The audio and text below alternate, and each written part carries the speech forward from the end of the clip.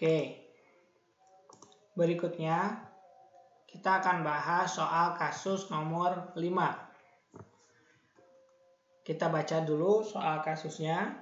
Corona Ltd merupakan perusahaan yang berasal dari China, memiliki penghasilan sebesar 80.000 yuan. Selain itu, Corona Ltd juga memiliki penghasilan yang berasal dari luar negeri, yaitu yang berasal dari Indonesia, sebesar 20.000 yuan dan Italia sebesar 50.000 yuan. Apabila negara Cina menerapkan metode pembebasan pajak proportional exemption method, ini metodenya,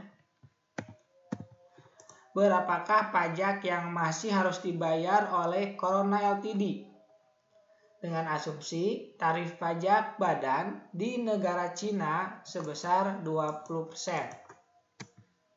Oke, karena ini menerapkan pembebasan pajak ya, dengan metode yang ini, proportional exemption method, ya, kemudian kita hitung sebagaimana biasanya, yaitu hitung dulu berapa total penghasilan dari perusahaan ini, yaitu Corona Ltd, dengan mata uang atau dengan mata uang yuan ya. Kita hitung dulu, ini jawabannya.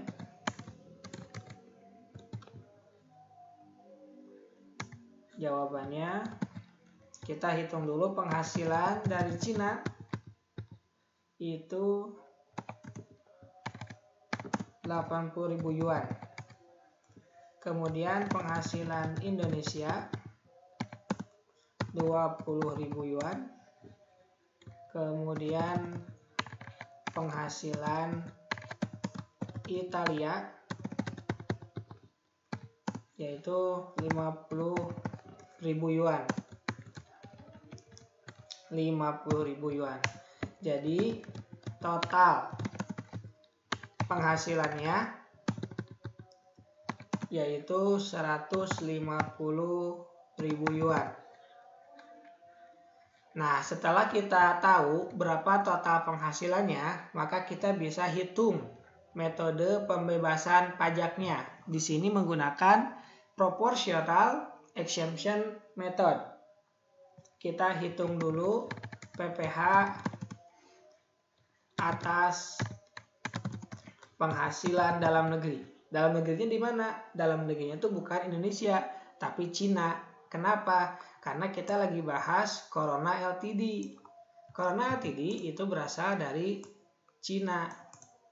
Jadi yang dimaksud dalam negeri yaitu negara Cina. Yang dimaksud dalam negeri yaitu negara Cina. Jadi PPh atas dalam negerinya adalah penghasilan dari Cina dan dari semua negaranya gitu. Jadi kita tulis aja lah ya Cina ya.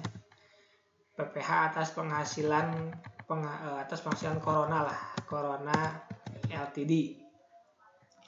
Berapa tarifnya? Nggak lagi pakai yang ini, karena kalau pakai ini tarif PPh badan Indonesia ya. Tarif PPh badan Indonesia. Kalau yang sekarang kita menggunakan tarif yang ada di Cina. Ini tarifnya diasumsikan sebesar 20% ya. Jadi 20% dikali 150.000, karena ini menggunakan proportional exemption method, berarti nggak ada hubungannya sama total penghasilan.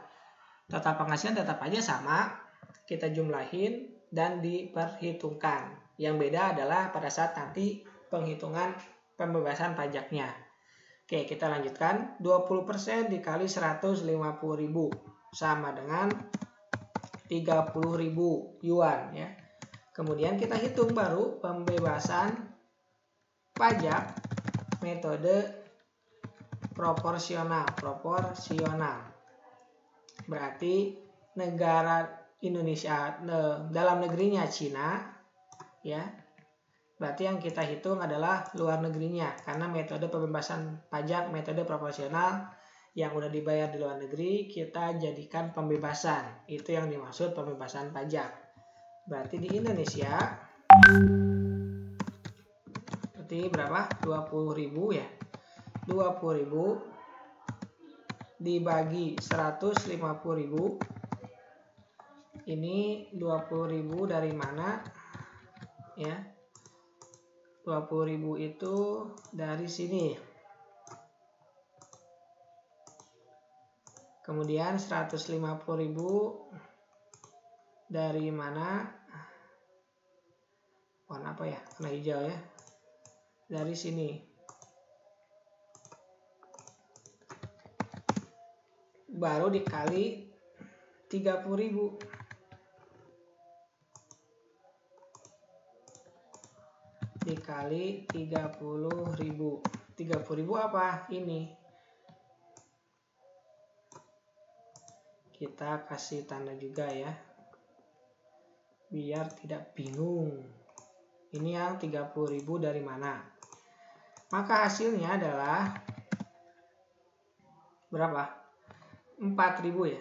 4.000. Ini sebagai pengurang ya, karena pembebasannya berapa? Nah, maksudnya kita hitung 4.000 untuk penghasilan Corona Ltd di Indonesia.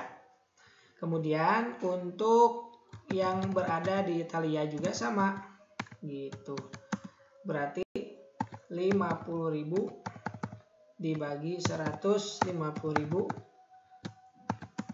dikali 30.000. Hasilnya 10.000. Jadi cara menghitungnya 30.000 dikurangi 4.000 dikurangi 10.000.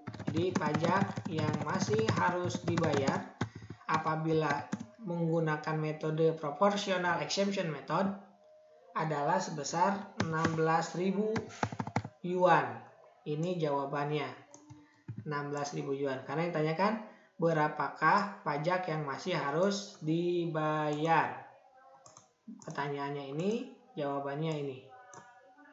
Pertanyaannya ini, jawabannya ini.